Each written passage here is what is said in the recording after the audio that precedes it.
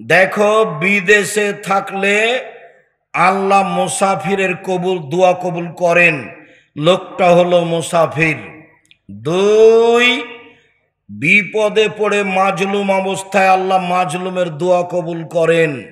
তিন, হাত তুলে দোয়া করলে দোয়া কবুল হয়, আল্লাহ ফিরিয়ে দিতে লজ্জা পায়। আমি তার হাতখান কেমনে ফিরিয়ে দিই? আল্লাহ নবী নিজে বলছেন যে হাত তুলে দোয়া করলে আল্লাহ খালি হাত ফিরিয়ে দিতে লজ্জা পায়। এর অর্থ এই নয় যে নামাজের পরে সবাই মিলে হাত তুলে দোয়া করব, ওটা বিদাত। জানাজার পরে সবাই মিলে হাত তুলে দোয়া করব, এটা বিদাত। সভা সমিতির পরে হাত তুলে দোয়া করব, এটা বিদাত। সবাই মিলে কবরস্থানের চতুর্দিকে দাঁড়িয়ে হাত তুলে দোয়া করব, এটা বিদাত। সব হাদিস ব্যক্তিগতভাবে, সমষ্টি হাদিস হলো পানি চাইতে গিয়ে এভাবে, তখন সবাই মিলে। বাকি সবাই কি একা একাই। অনেক হাদিস দোয়ার বইটা আপনাদের সামনে প্রায় 20-25 বছর থেকে দিয়েছি, সব হাদিস জমা করেছি। এবার লোকটা হাত তুলে দোয়া করছে, তিনটা অবস্থা তার বিরাজ করছে কবুল হওয়ার। এক, ও হলো মুসাফির, দোয়া কবুল হবে। দুই, লোকটা বিপদগ্রস্ত, হলো মাজলুম, দোয়া কবুল হবে। তিন, লোকটা হাত তুলে দোয়া করছে, ফেরত হবে না, আল্লাহ লজ্জা পায়। তারপরে যে তার দোয়া কবুল হলো না কেন? তার খাদ্য আছে হারাম, তার পানি আছে হারাম, তার পোশাক আছে হারাম, তার জীবিকা নির্বাহ হারাম, তার সব কিছু হারাম, তার ইবাদত কবুল হবে না। এবার তুমি বলো ছেলে, তোমার মা কিস্তিতে টাকা উঠিয়েছে, তোমার মা কিস্তিতে টাকা উঠিয়েছে, ব্যাংকে লোন বন্ধ করতে হবে। একটা বাক্য, আল্লাহর নবী সালাম ফিরার পূর্বে একটা দোয়া পড়তেন, এই দোয়া না পড়ে তিনি সালাম ফিরতেন না। তাতে শেষে একটা বাক্য আছে, আউযু বিকা মিনাল মা'সাম ওয়াল মাগরাম। তোমার কাছে বাঁচতে চাই ঋণ কর্য হতে, তোমার কাছে বাঁচতে চাই বড় পাপ হতে, তোমার কাছে বাঁচতে চাই ঋণ কর্য হতে, তোমার কাছে বাঁচতে চাই বড় পাপ হতে। আল্লাহুম্মা ইন্নী আউযু বিকা মিন আযাবি জাহান্নাম ওয়া আউযু বিকা মিন আযাবিল কবর ওয়া আউযু বিকা মিন ফিতনাতিল মাসীহিদ দাজ্জাল ওয়া আউযু বিকা মিন ফিতনাতিল মাহইয়া ওয়াল মামাত। আল্লাহুম্মা ইন্নী আউযু বিকা মিনাল মা'সাম ওয়াল মাগরাম। এটা শেষ বাক্য। তোমার কাছে বাঁচতে চাই বড় পাপ হতে, তোমার কাছে বাঁচতে চাই ঋণ কর্য হতে, তোমার কাছে বাঁচতে চাই বড় পাপ হতে, তোমার কাছে বাঁচতে চাই ঋণ কর্য হতে। জীবনে কোনোদিন লোন নিয়ে বাড়ি গাড়ি করবেন না, আপনার জানাজা হবে না। জাহান্নাম জান্নাত তো পরে, জানাজাই বাতিল। বোকা মানুষ ব্যাংকে চাকরি করে, লোন নিয়ে বাড়ি করেছে, বউ খুশি করে খাচ্ছে। তুমি যে কবরে চলে গেলে তো তোমার বেটা বেটি বউ তোমার কি করবে, কি করতে পারে, একটুকু যে বুঝ নাই। একেবারে যে সবাই আগাছা কেমনে হবে? লোন নিয়ে ব্যবসা করতে হবে কেন? ব্যবসা কি দিয়ে চালু হবে মনে নাই কেন? চকলেট। কি দিয়ে? চকলেট। লোন নেওয়া লাগবে, তারপরে কলা, তারপরে কাপড়, তারপরে 25 বছর পরে অনেক কিছু, 40 বছর পরে দেখা যাবে দিনাজপুরের সবচেয়ে বড় ব্যবসায়ী। কতদিন লাগবে? 30-40 বছর লাগবে। কলিকাতাতে হিরোইন কিনেছে, ঢাকায় বিক্রি করেছে, তাই একদিনেই ধনী। এই ব্যবসায়ী হয়ে কোনো লাভ আছে? সময় লাগবে। ব্যবসা যদি এই যে চকলেট দিয়ে শুরু করো, লোন নেওয়া লাগবে, এই হিসাবটাই কেটে দিতে হবে। লোন নিয়ে ব্যবসা করা বাতিল। সম্মানিত দিনী ভাই বোন শোনেন, সবচেয়ে যেটা মানুষকে বিপাকে ফেলবে হারাম হিসাবে, সেটা হলো সুদ। সেটা হলো সুদ। আর সুদের পাপের ভাষা যেভাবে আল্লাহ রাসূল উল্লেখ করেছেন, পৃথিবীতে আর কোনো পাপের ভাষা এভাবে উল্লেখ করেননি। দেখেন একটু, আল্লাহ রাসূল বলছেন, মায়াকুল দিরহাম রিবা ইয়ালাম আসাদ্দু মিন সিত্তাতি ওয়া সালাসিনা জিনিয়া।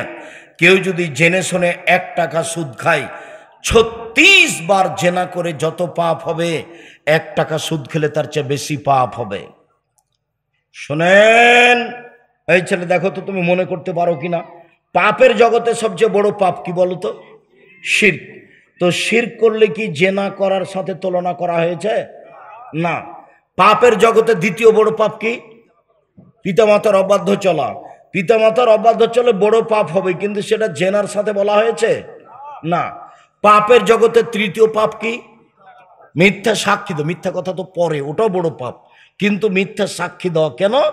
রংপুর দিনাজপুর কারাগারে বহু মানুষ 20 বছর 25 বছর থেকে আছে, ওর নিজেই জানে না আমি কেন জেলে। জজ জানে না ঘটনা কি, উকিল জানে না ঘটনা কি। দলীয় দাপটে যেই লোকটাকে 1 নম্বর আসামি করেছে, সে লোকটা মারামারির দিন ছিল রাজশাহীতে। 50,000 টাকা দিয়ে সাক্ষীকে জজের সামনে বলিয়ে নিয়েছে। সাক্ষী বলছে আমি তাকে 2 চোখে মারতে দেখেছি। এর নাম মিথ্যা সাক্ষী। আল্লাহ নবী এভাবেই বলছেন, মিথ্যা সাক্ষী মহাপাপ, পৃথিবীর তৃতীয় মহাপাপ মিথ্যা সাক্ষী। এরপরেও কথাটা জেনার সাথে সম্পৃক্ত করা হয়নি। মানুষকে হত্যা করা মহাপাপ, তবুও মিথ্যা জেনার সাথে সম্পৃক্ত করা হয়নি। শুনুন, সুদ খাওয়া মহাপাপ, যাকে জেনার সাথে সম্পৃক্ত করা হয়েছে। শুধু তাই নয়, আল্লাহ রাসূল বলছেন, শোনো, সুদের পাপের 17টি ভাগ রয়েছে, ছোট থেকে বড়, বড় থেকে ছোট। সবচেয়ে ছোট ভাগ হলো মার সাথে জেনা করলে যেমন পাপ হয়। সুদের সবচেয়ে ছোট পাপ কি? মায়ের সাথে জেনা করলে যেমন পাপ হয়। কোন পাপের ভাষা এরকম নয়। মদের ভাষা এরকম নয়, তবে মদের পাপের মান খুব ভারী। কেউ যদি একদিন মদ খায়, 40 দিন আল্লাহকে নিজের দিকে করতে পারবে না। কেউ যদি একদিন মদ খায়, 40 দিন তার নামাজ কবুল হবে না। তাহলে মদের পাপের মান খুব ভারী। কিন্তু ভাষাগতভাবে সবচেয়ে কঠিন ভাষা কোন পাপের? সুদের পাপের। একবার আল্লাহর নবী বললেন, কেউ যদি জেনে শুনে 1 টাকা সুদ খায়, 36 বার জেনা করে যত পাপ হবে, 1 টাকা সুদ খেলে তার চেয়ে বেশি পাপ হবে। আর একবার বললেন, সুদের পাপের 17টা ভাগ আছে। ছোট ভাগ হলো মার সাথে জেনা করলে যেমন পাপ হয়। আরো আপনাকে বুঝিয়ে বলি, সুদের পাপের যেটা ফায়সালা, এরকম ফায়সালা আর কোনো পাপের ব্যাপারে নেই। জেনার ব্যাপারে যেভাবে ফায়সালা আল্লাহর, এরকম ফায়সালা আর কোনো পাপের ব্যাপারে নেই। কেউ যদি বিবাহ করার আগেই জেনা করে, তাহলে তাকে 100 লাঠি পিটিয়ে এলাকা থেকে 1 বছরের জন্য তাড়িয়ে দিতে হবে। 2, কেউ যদি বিবাহ করার পরে জেনা করে, তাহলে ইট ঢেল পাথর দিয়ে সরকারিভাবে তাকে হত্যা করতে হবে। তার বেঁচে থাকার কোনো পথ নাই। শুনুন, এ দেশের লাখো দুলাভাইকে ইট ঢেল পাথর দিয়ে মেরে ফেলতে হবে যারা সেলিকার সাথে জেনায় লিপ্ত হয়েছে। এদেশের লাখো ভাবিকে ইট ঢেল পাথর দিয়ে মেরে ফেলতে হবে যারা দেবরের সাথে জেনায় লিপ্ত হয়েছে। এদেশের লাখো পুরুষকে ইট ঢেল পাথর দিয়ে মেরে ফেলতে হবে যাদের স্ত্রী থাকার পরেও অন্য মহিলার সাথে জেনায় লিপ্ত হয়েছে। এদেশের লাখো নারীকে ইট ঢেল পাথর দিয়ে মেরে ফেলতে হবে যাদের স্বামী জাজল্য বেঁচে থাকার পরেও আর একজন পুরুষের সাথে জেনায় লিপ্ত হয়েছে। অন্তত তুমি এই কথা মনে রেখো, সম্মানিত দিনী ভাই, আপনি অন্তত এই কথা মনে রাখবেন যে বিবাহ করার পরে জেনায় লিপ্ত হলে তার বেঁচে থাকার কোনো পথ নেই। 3 শ্রেণীর মানুষকে হত্যা করতে হয় তাহাজ্জুদ পড়লেও, হজ করলেও। 3 শ্রেণীর পরহেজগার মানুষকে হত্যা করা যায়, হজ করলেও, তাহাজ্জুদ পড়লেও। 1, কেউ যদি বলে আমি কোরআন মানি না, তাহলে সরকারিভাবে তাকে হত্যা করতে হবে। তবে তার বাঁচার পথ আছে। ফাঁসির মঞ্চে নিয়ে যাওয়া হয়েছে, ফাঁস গলায় দেওয়া হয়েছে, ফাঁস টান টান, তখন বলছে আমার ভুল হয়েছে, আমার ভুল হয়েছে, কোরআন মাজিদে আল্লাহর বিধান, কোরআন মাজিদে আল্লাহর বিধান, তখন তাকে ফাঁস থেকে নামিয়ে নিতে হবে। 2, কেউ যদি কাউকে মারে, তাহলে তাকে কেসাস হিসাবে হত্যা করতে হবে। আপনি যদি আমাকে মেরে ফেলেন তাহলে আমার বাপ মা আপনাকে হত্যা করে ফেলবে, সরকারিভাবে আপনাকে হত্যা করবে, আপনার ফাঁসি হবে। এটাই হলো বিচার। এবার আপনাকে ফাঁসির মঞ্চে নিয়ে যাওয়া হয়েছে, আমার বাপ মা চিল্লাচিল্লি করে বলছে না না না না আমরা ছেড়ে দিলাম, আমরা ছেড়ে দিলাম, আমরা কেসাস নিব না, আমরা ছেড়ে দিলাম। তাহলে আপনাকে ফাঁসির মঞ্চ থেকে নামিয়ে নিতে হবে, ফাঁসি হবে না। 3, কেউ যদি বিবাহ করার পরে জেনায় লিপ্ত হয়, দুনিয়াতে তাকে বাঁচিয়ে রাখার কোনো পথ পৃথিবীতে নেই, কোনো পথই নেই, কোনো পথই নাই। 1 মিনিট, এই ছেলেরাই দেখো তো, যারা হাঁটাহাঁটি করছে তখন আমি নিষেধ করেছি যে আপনি এক পায়ে দাঁড়িয়ে থাকবেন। এই ছেলেরাই এই গেটটা বন্ধ করো। আপনি যে হেঁটে চলে যাচ্ছেন তা আপনি আমার কথা কি বুঝলেন? আমি তো রাজশাহী থেকে এসেছি আপনার জন্য এত কষ্ট করে, আবার ঢাকা ফিরে যাবো। আপনি যাচ্ছেন কোথায়? আপনার একটু লজ্জা হয় না কেন? আপনার একটু শরম হয় না কেন? আপনার একটু হায়া হয় না কেন? আমি তো আপনার জন্য এসেছি, আমি তো আপনাকে ভালোবাসি।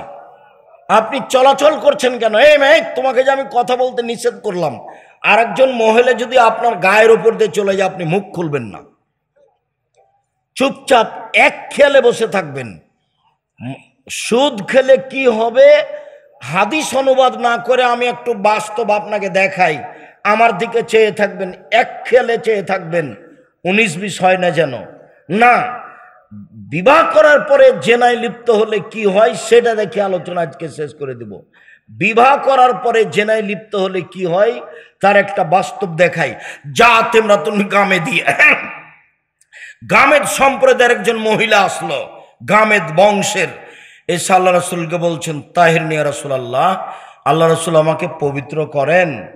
তখন আল্লাহ রসুল বলছেন, এর যে এই বাড়ি ফিরে যাও, আস্তাগফিরুল্লাহ, তুমি ক্ষমা চাও, তোমার পাপ ক্ষমা হয়ে যাবে। তখন মহিলা বলছে, তুরা দেদনি কামার আদাদ্দা মায়জীবনের মালিক, আপনি আমাকে ফিরিয়ে দিতে চাচ্ছেন যেভাবে মায়জীবনের মালিককে ফিরিয়ে দিয়েছিলেন, তার বিচার করেননি। আমার পেটে অবৈধ সন্তান রয়েছে, আমার পেট উঁচা হয়েছে অবৈধ সন্তানে, আপনি বিচার করে দেন। দৃশ্য দেখে আল্লাহ রাসূল বললেন, নির্জয়ী বাড়ি ফিরে যাও, হাত্তা তালি দি, যেদিন বাচ্চা হবে সেদিন আসে বিচার করে দিব।